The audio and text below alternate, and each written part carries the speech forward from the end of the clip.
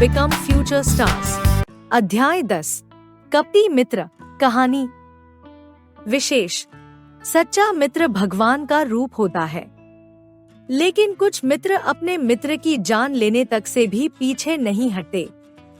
ऐसे स्वार्थी मित्रों से हमें दूर रहना चाहिए। जंगल में निर्मल जल की एक झील थी। उस झील में कछुओं, मछलियों, मेंढकों और केकड़ों की भरमार थी। झील के किनारे एक पुराना और विशाल आम का वृक्ष खड़ा था। इस वृक्ष के कोटर में सोनी नामक एक गिलहरी अपने 3 बच्चों के साथ रहती थी।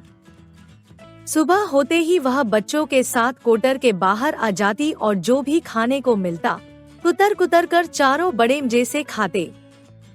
मोटू कछुआ बहुत दिनों से इस झील में रहता था। वह बहुत मोटा और भारी था। उसके परिवार में पत्नी और 4 बच्चे थे। जब आषाढ़ के महीने में आम पकते तो कछुए का मन ललचाता। उसने सोनी से मित्रता कर ली। सोनी उसकी मीठी मीठी बातों में आ गई। वह मीठे मीठे पके आम मोटू को देने लगी। मोटू कुछ आम स्वयं खाता और कुछ अपने बच्चों के लिए ले जाता। कछुई इन आमों को पाकर निहाल हो जाती और सोनी के स्वभाव की बहुत तारीफ करती। एक दिन कछुई ने सोनी को तेजी से भागते हुए और पेड़ पर चढ़ते देखा। वह उसकी लहराती पूंछ और धारीदार कमर को देखकर आश्चर्य में पड़ गई। उसने मोटू से कहा, झील के राजा, मैं आपकी पत्नी हूँ। मेरी इच्छा है कि मैं भी सोनी की तरह ही दौड़ भाग पाती। मुझे लगता है कि यदि मैं सोनी को मारकर खा जाऊं तो उसके कुछ गुण मुझ में आ जाएंगे। आप किसी तरह सोनी को यहाँ तक ले आओ। कछुआ बोला, यह काम कुछ भी मुश्किल नहीं है। वह मुझ पर इतना विश्वास करती है कि मेरे साथ चली आएगी। तुम्हारी इच्छा तो पूरी करनी ही पड़ेगी। मोटू आम खाने के बहाने सोनी के पास गया और बोला, सोनी रानी, आजकल वर्षा के कारण झील में पानी खूब भर गया है। मेरे परिवार के लोग चाहते हैं कि तुम्हें झील की सैर करा दी जाए। सोनी उसकी बातों में आ गई। उसने कछुए की पीठ पर बैठकर झील की सैर करने की बात मान ली। दोनों झील के बीच में जा पहुँचे। कछुए ने जब समझ लिया कि गिलहरी यहाँ से भाग नहीं सकेगी तो उसने कहा, सोनी रानी, मुझे अफसोस है कि मैं आज तुम्हें मारकर तुम्हारा मांस अपनी पत्नी को खिलाऊंगा। पर क्यों? सोनी ने हिम्मत से काम लेते हुए पूछा। क्योंकि मेरी पत्नी बहुत धीरे धीरे चल पाती है।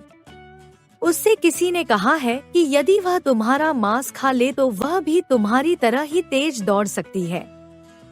ओह, यह बात है।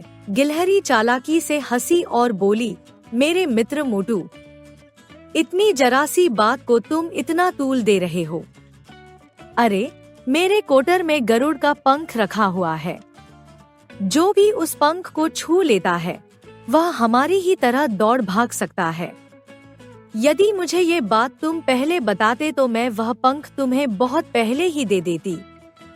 चलो, आज ही मैं भाभी के लिए वह पंख तुम्हें दे देती हूँ। उससे यह भी लाभ है कि अपने रिश्तेदारों के शरीर से छुआ देने से उनमें भी मेरी तरह दौड़ने की विशेषता आ जाएगी। मूर्ख मोटू सोनी के झांसे में आ गया और वापस आम के पेड़ की ओर चल पड़ा। किनारे के पास पहुंचते ही सोनी कूदकर पेड़ पर जा चढ़ी और बोली, दुष्ट मोटू, चला जा और फिर यहाँ कभी मत आना।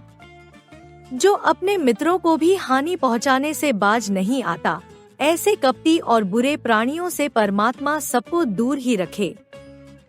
मोटू हाथ मलता रह गया और निराश होकर झील की ओर लौट गया।